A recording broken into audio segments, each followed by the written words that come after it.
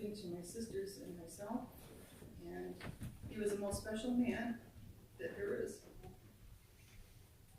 You're going to hear some things now.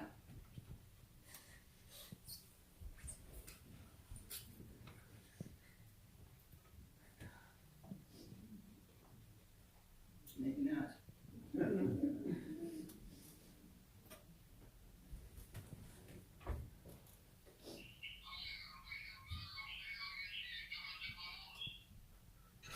He's on the roof waiting for me to come to his house.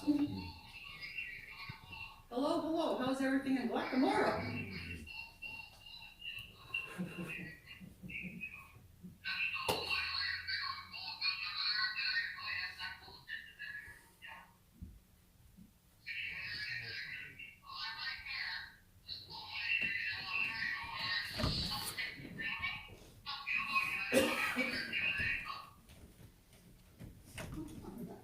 Those are the conversations that we would have. They were quite unique and lots of fun, and you never knew what he was going to say. So how is everything in Guacamora? Well, there really is such a place as Guacamora. I don't know if you know that or not, but as Mike said, I'm Russ's oldest daughter, and some of the things that he would say was like, hello, when you answer the phone. That was like one of the first things.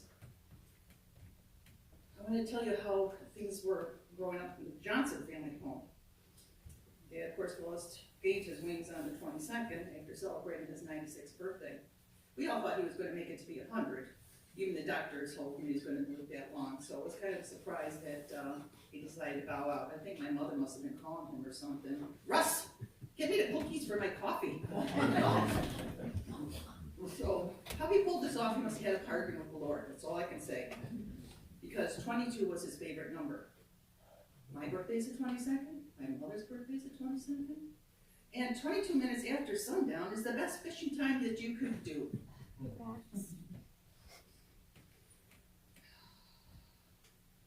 When my mother passed away on January 27th, 13 years ago, they didn't know exactly what time that she had died, so my dad told them, put down 3:22. And so that's what time her death notice was written for. So I think he really had a special bargain with the Lord to make his arrangements for his death on that day. And you always say that if anything's possible, he would leave a sign. Well, he definitely left a sign with the 22. And when Barbie found him in the house, lying there, he had his hand on his heart. And I think that was a great sign, telling us, don't worry, he loves us all, and he's with my mother and the rest of our family. And there's a whole slew of them we didn't even know about. He told us everybody was dead. Well, he was wrong. I found lots of family out there that are still living. So some interesting facts about my dad is that he was born to a Swedish family. My grandfather arrived at Ellis Island in 1919, and my grandparents were the most loving people. No wonder Dad was so well liked. Obviously gained a lot of their attributes, and of course he was full of piss and vinegar, like he said on the phone call. He always made us laugh. He grew up in Tonawanda during the Depression when life was tough, and they had to save their pennies. So Dad called these begat pennies. And you might not have heard of begat pennies, but there really is such a thing as begat pennies. It's related to the 1786 Fuga, or Franklin penny, that could be worth thousands of dollars. Now, where are those pennies? I'd like to find some. They also had a younger brother by the name of Bob, and they always got into some kind of interesting things as they grew up. Shortly after the Depression and World War II began, there was a concern that the Nazis were going to come to Tonawanda and Niagara Falls area where my dad lived. So he prepared for the invasion. He armed himself with Molotov cocktails, his gun, he made crystal radios, and he climbed the trees to watch out for the enemy. So he would try to review all different kinds of events that were going on in the area. He also learned how to do Morse code. And he tinkered with creating all kinds of things that he learned about electronics. And he kind of self-taught himself. In school, his grades suffered greatly. He was bored. He was too smart for what they were teaching him. He was smarter than the average bear like Yogi, He would keep an eye out for trouble all the time in the neighborhood. And it's a wonder he never got into trouble. He told me about a couple of antics that he had done. One was he took a Molotov cocktail. He put it under a police car because they went over to this one place where they were frequenting often, and it was not fitting for them to be there. So he thought he'd teach them a lesson, and boom, there it was. They were in the bar. Is that the bar? Okay, all right. So he did that, and then at school, he took one of those Molotov cocktails to school, blew it up in the school. He ran to the bathroom, climbed on the stall, and hid, but they found him. So they brought him down to the principal's office, and they questioned him. Of course, Dad would not speak. You could trust my dad with anything. He would never tell anybody anything. So he got away with that. His mother worked for the mafia, but she didn't know it until sometime later on. And one day she came home hysterical. Otto, my grandfather. You have no idea what's going on over there. It's terrible what they're doing. So that was kind of like a sign from my dad, I need to get out of here. He didn't want to put his family into trouble because the mafia wanted to induct him into their organization because he was known to not spill the beans. Dad also did a lot of fishing along the Niagara River with some of his friends. One time they made a makeshift raft, and one of our dear friends who knows all about this here, Kay Brown, her husband and him did that. They sailed off of Grand Island and headed right for Niagara Falls. What a mistake that was. However, the police got involved, they were able to find him, and he was gone for hours. And they did put that search team out for them. It's a wonder my grandmother didn't have a heart attack with all the things that he did.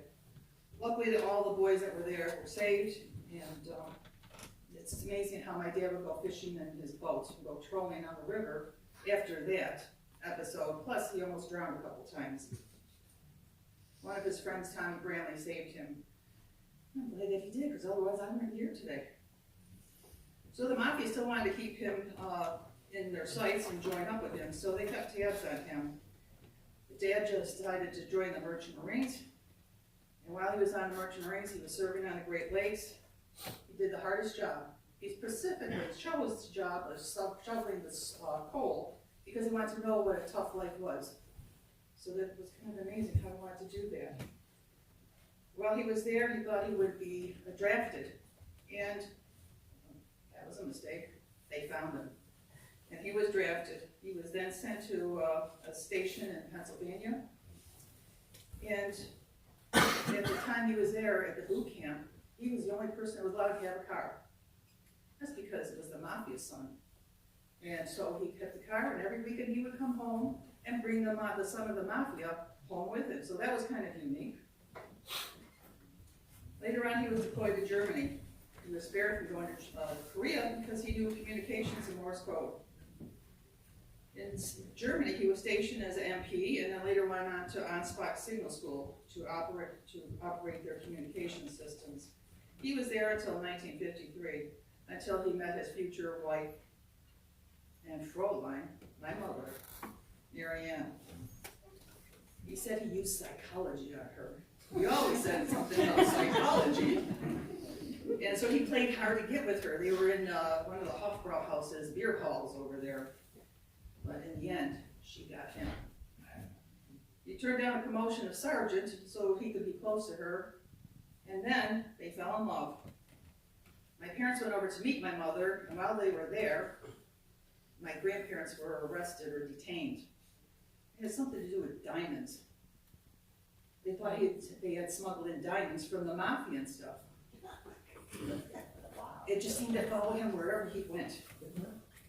So, but they were let go, and everything was okay with that. While the mom and dad were over there, since they were so much in love, he decided to make me. So, during the wartime, you couldn't get married because it was illegal. My dad could have been court-martialed. But after some time, my grandfather was able to get a visa for my mother after paying $100 so she could come over here. They got married on 9/11, 1953, and I was born October 1953.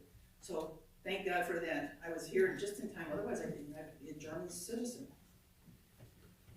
The happy couple lived for many, many years, and they lived in Elma. My dad was recruited at Moog after he worked at Bell Aerospace.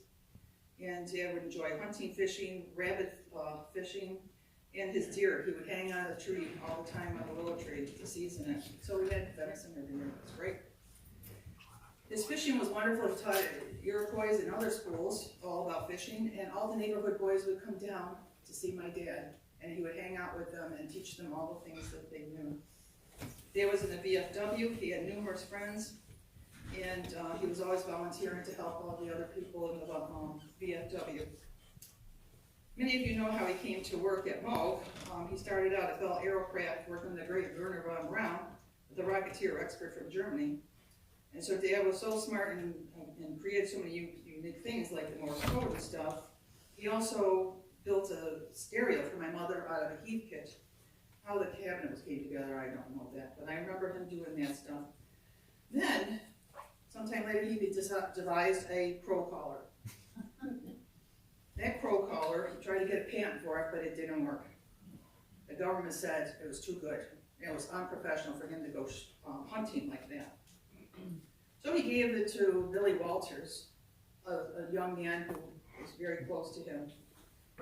So Billy took the crow calling out of there and put in Tarzan call. So he would announce to my dad, when he was coming to the house, oh! Everybody knew he was coming down the street.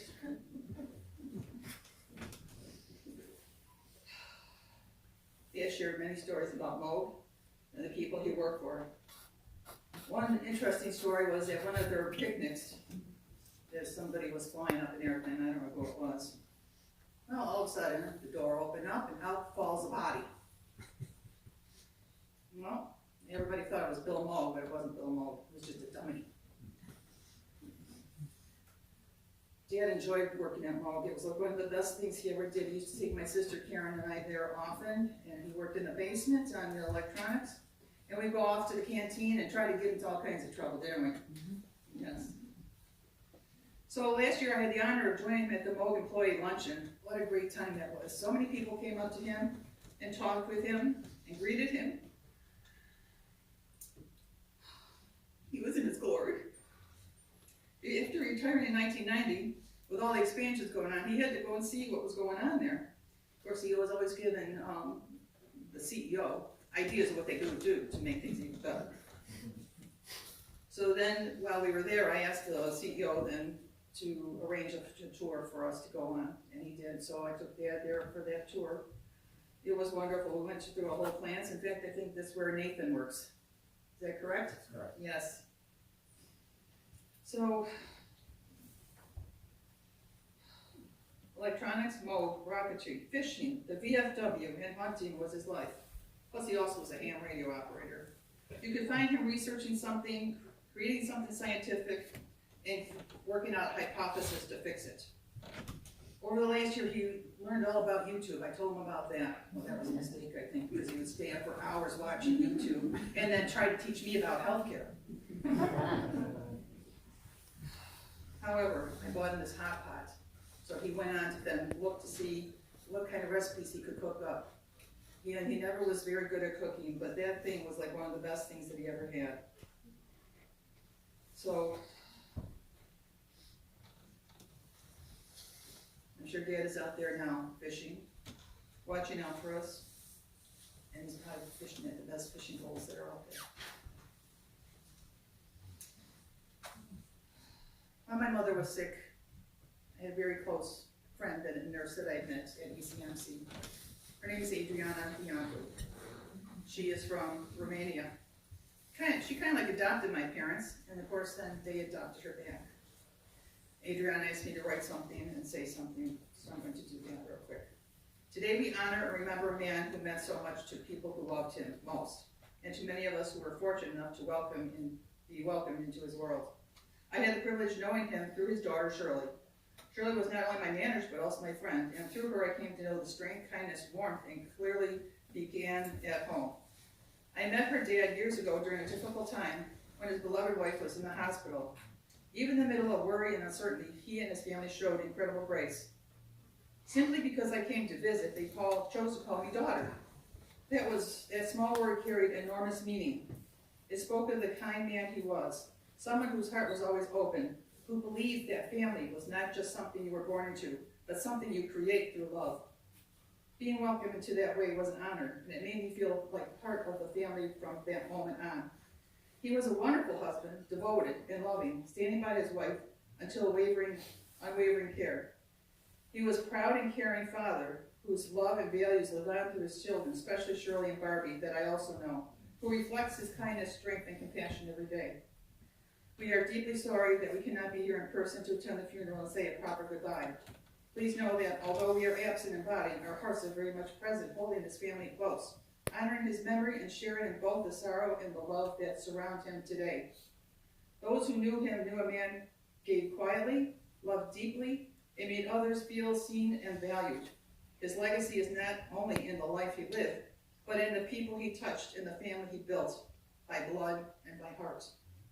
Though we mourn the loss, we are grateful. Grateful the time we had, for the love he shared so freely, and for the example he set on what it means to be a good husband, a devoted father, and a genuinely good man. Daddy, you'll be deeply missed, lovingly remembered, and forever carried in our hearts. God rest you in peace. Thank you.